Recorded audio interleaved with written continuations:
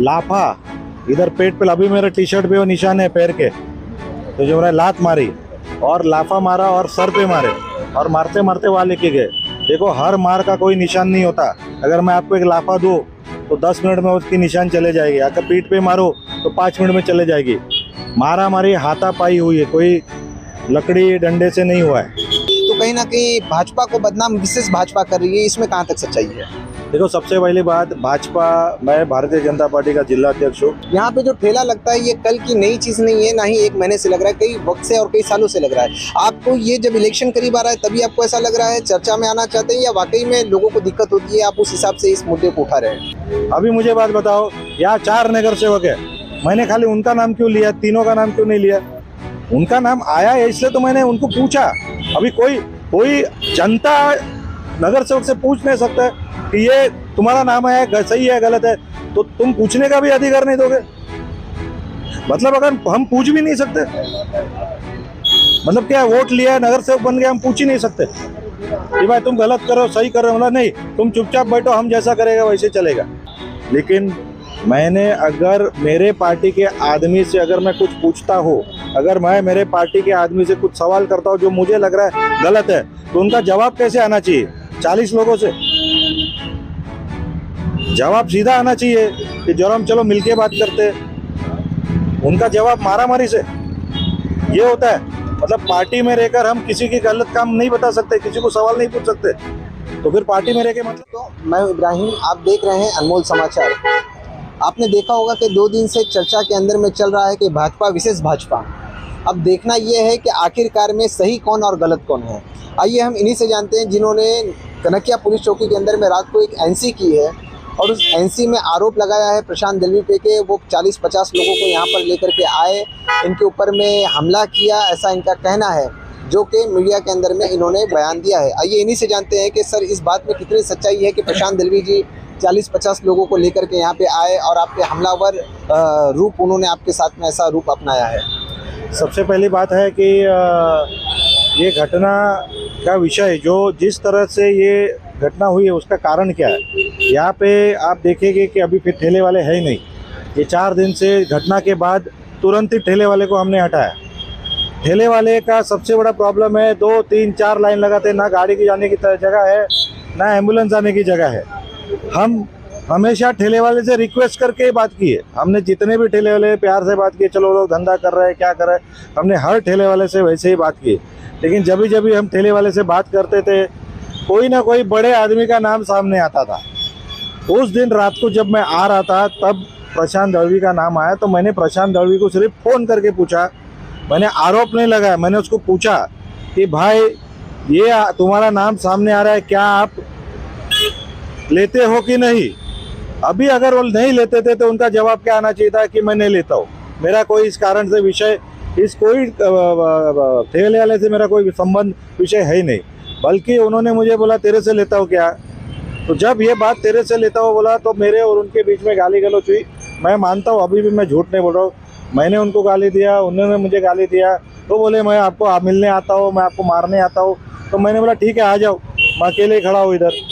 जब थोड़ी देर रुका, उनको 10 बार फ़ोन किया कि भाई आ रहे हो कि नहीं, तब देखा तो 4 गाड़ी उस रोड पे खड़ी थी। वो रोड पे खड़े होकर 4 आदमी में कम से कम 4 गाड़ियों में कम से कम 20 से 25 लोग थे।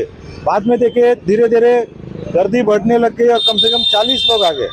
40 लोग आके सीधा मारामारी की बात की। चर्चा का कोई विषय नहीं था। मेरा एक ही आरोप है कि प्रशांत दलवी को मैंने सिर्फ सवाल उठाया था और उससे प्रश्न किया था कि आपका नाम आ रहा है, आप हो कि नहीं। ना बोलते तो ये टॉपिक होता ही नहीं था। लेकिन उन्होंने 40 आदमी लोग के लेके मार हनन का दावा इधर किया है। हमारे कॉम्प्लेक्स में ट्रेसपासिंग किया, अगर लगाना चाहिए तो मैं FIR करता। हमने तो सिर्फ NC किया है ये करके कि भाई अभी तो हम इंक्वायर करेंगे कौन कौन इन्वॉल्व है इसके अंदर। उनका कहना है कि 40 लोग जो आए थे, आपकी सोसाइटी के अंदर में सेफ्टी बेसिस पे कैमरे लगे होंगे, आपने पुलिस चौकी में वो क्यों नहीं दिखाया? उनका ऐसा भी एक कहना है। तो इसमें कितनी सच्चाई है? अभी देखो क्या है, अभी जितने भी सोसाइटीज़ के कैमरा है, जैसे कि आप ऊपर देखोगे तो ये कैमरा राजेश बेलानी ने लगाया। अंदर के कैमरा गलती इत्तेफाक से 8 के 9 दिन पहले सर्विस में गई थी तो 2 कैमरा बंद है। और जो कैमरा में फुटेज मिला वो आप देखोगे तो 20-25 लोगों का मोशन दिख रहा है उसमें। लेकिन ये नहीं दिख रहा है, सर किसी का दिख रहा है। तो वो कैमरा, वो फुटेज हमने पुलिस स्टेशन को इसलिए नहीं दिखा दी। हम अभी फुटेज की, हम 2 सोसाइटी की बात की है और हम फुटेज ले रहे हैं, और जल्दी चलो फुटेज हम दे देंगे।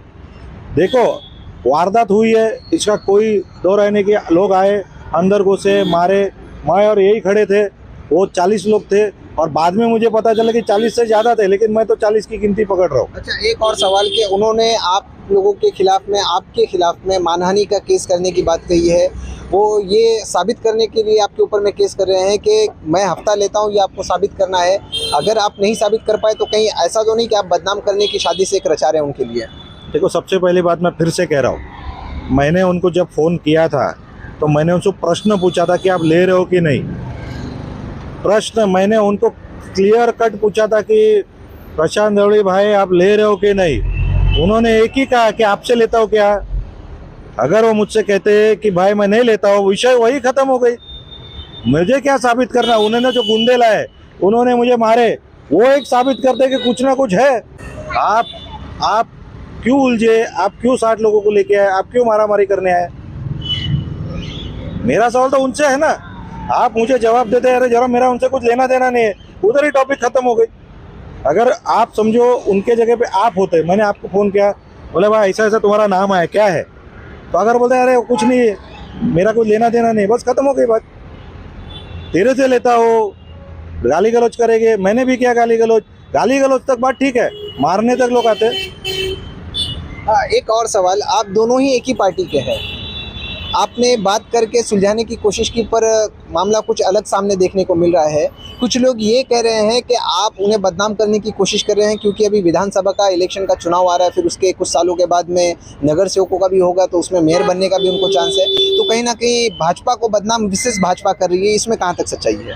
देखो, सबसे पहली बात, भाजपा, मैं भारतीय जनता पार्टी का जिला अध्यक्ष हूँ।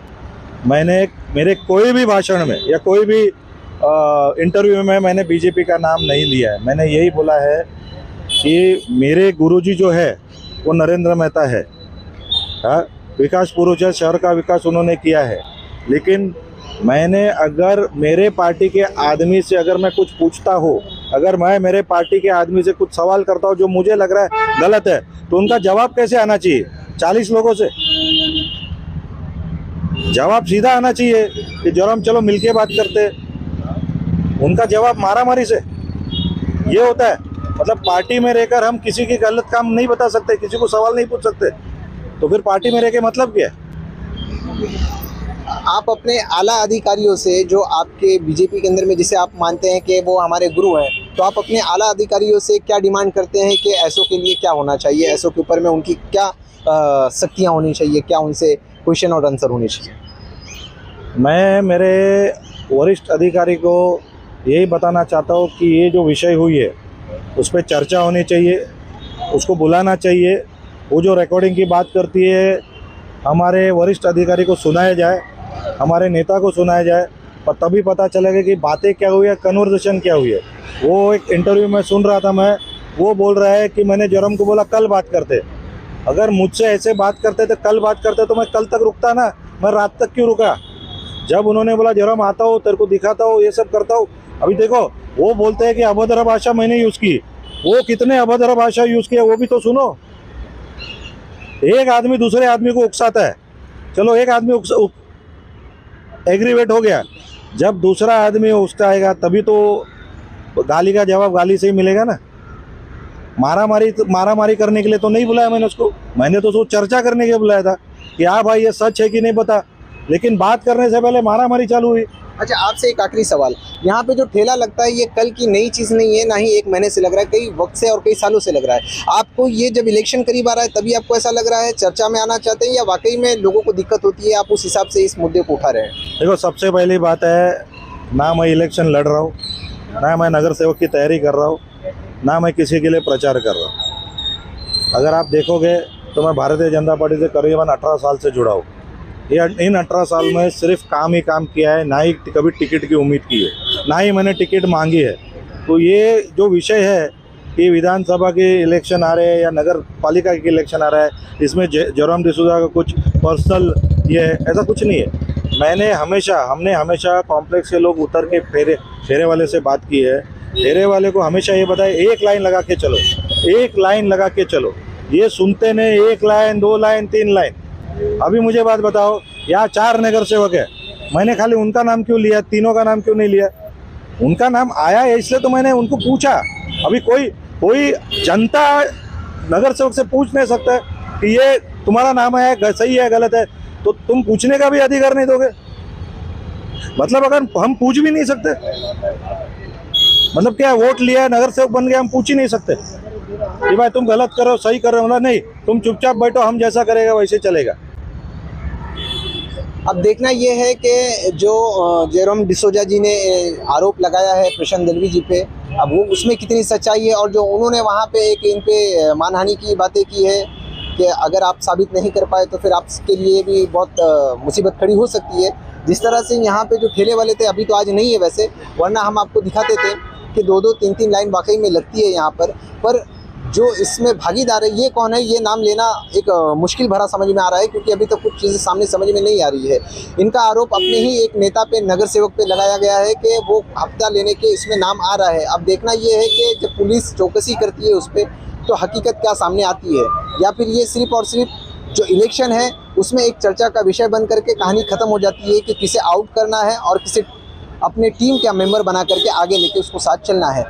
सर, आपसे एक और सवाल है कि आप जब मेडिकल चेकअप के लिए गए थे तो आपके बॉडी पे कोई भी डैमेज या कोई भी ऐसी मतलब चीज़ नहीं बताई गई डॉक्टरों ने कि आपको मारा गया है, आपके साथ में मारहान हुआ है, खरोच तक बॉडी पे आपके नहीं आई है, ऐसा आरोप जो है प्रशांत दलवी जी ने भी लगाया आपके ऊपर में। तो आपको मारा किसने या सिर्फ दमदाटी दी गई है? सबसे पहली बात है, कोई मेडिकल चेकअप हुआ ही नहीं है। कौन कहता है मेडिकल चेकअप हुआ? लाफा इधर पेट पे, अभी मेरे टी शर्ट पे वो निशान है पैर के, तो जो मैंने लात मारी और लाफा मारा और सर पे मारे और मारते मारते वहाँ लेके गए। देखो, हर मार का कोई निशान नहीं होता। अगर मैं आपको एक लाफा दूँ तो 10 मिनट में उसकी निशान चले जाएगी, अगर पीठ पे मारो तो 5 मिनट में चले जाएगी। मारा मारी हाथापाई हुई है, कोई लकड़ी डंडे से नहीं हुआ है। और मेडिकल तो कल हुआ ही नहीं है, तो मेडिकल जब हुआ ही नहीं है तो मेडिकल में कैसे साबित करेंगे कि कुछ हुआ है? अभी हमारी कैमरा दिखाएगी ना कि किसने किसको मारा है। इस कॉम्प्लेक्स के जो चेयरमैन है ये भी यहाँ पे मौजूद है। आप तो यहाँ की पूरी जिम्मेदारी आपके ऊपर में है, सोसाइटी के अंदर में क्या कम क्या ज़्यादा हो रहा है, कौन आ रहा जा रहा है, ये सारी जिम्मेदारी आपके ऊपर में है। उस वक्त में क्या वाकई में उतने लोग इस सोसाइटी के अंदर में आए थे, या फिर मतलब सिर्फ और सिर्फ एक अफवाहें उड़ रही हैं? देखिए, ऐसा है कि जब मैं इधर आया उसके पहले इन लोगों में क्या बातें हुई क्या वो तो पता नहीं, लेकिन मैं यहाँ था और A3 और A4 के एक इमरान शेख थे और जेरोम डिसूजा, हम 3 आदमी केवल यहाँ पर थे। प्रशांत दलवी आए, उनके पीछे भीड़ आई गालत लोग जो मार पिटाई करने लगे। फिर मैं प्रशांत दलवी से बोला कि दलवी साहब बहुत हो गया, जो भी बातें होंगी कल सुबह करेंगे, आप इन लोगों को लेकर जाइए। फिर जेरोम डिसूजा को मैं लेकर अंदर चला गया। फिर उनकी एक दूसरी टीम आई और वो जबरदस्ती अंदर घुस आए, वहाँ भी मार पिटाई शुरू कर दिए। हम तो बीच बचाव कर रहे थे और कहीं ना कहीं हम भी डरे हुए थे, कहीं इस भीड़ में 2-4 लापे हमारे ऊपर भी न पड़ जाए, लेकिन फिर भी बीच बचाव करके कैसे भी शांत किया गया इस मामले को। अब फिर वो लोग गए रात को यहाँ से निकल के।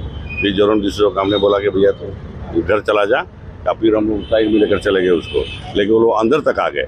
तब मैं दलवी साहब को बोला, दलवी साहब ये गलत हो रहा है, ये ट्रेसपासिंग का मैटर होगा। फिर कल फिर भी कैसे भी करके रिक्वेस्ट करके मैटर को हमने शांत किया था।